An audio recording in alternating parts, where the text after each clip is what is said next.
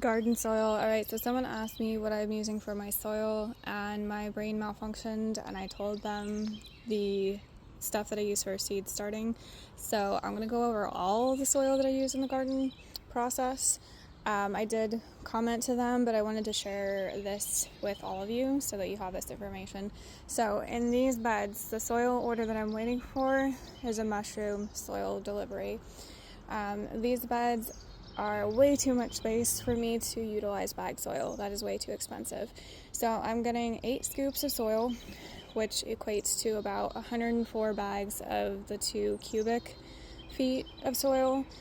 And those bags right now run roughly $20+ a bag. So 104 bags of soil would cost you over $2,000. $2,000, that's insane.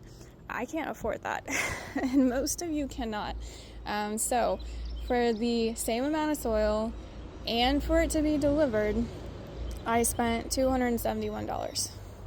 $271 compared to $2,000. So that's how I'm able to afford this, if you were wondering.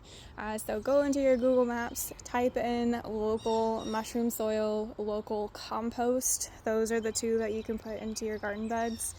If you find topsoil, that's not going to have nutrients in it, and quite often it's just backfill from someone else's yard that may have a lot of weed seed in it.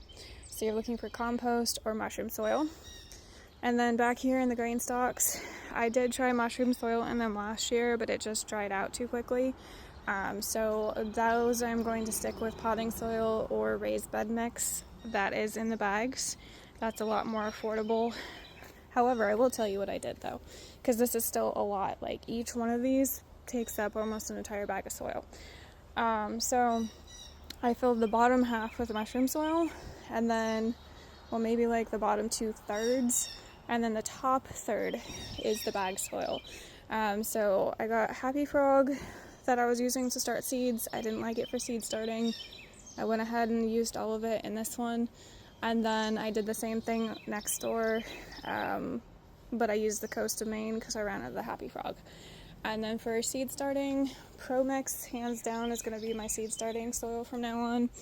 This is the organic vegetable and herb mix. It was right on. It was perfect. Coast of Maine would be my follow-up for seed starting. It's actually super fluffy. And that is what I use in the entirety of my gardening season. So from seed starting to filling up grain stalks and potted plants to the mushroom soil that is out here in the garden beds.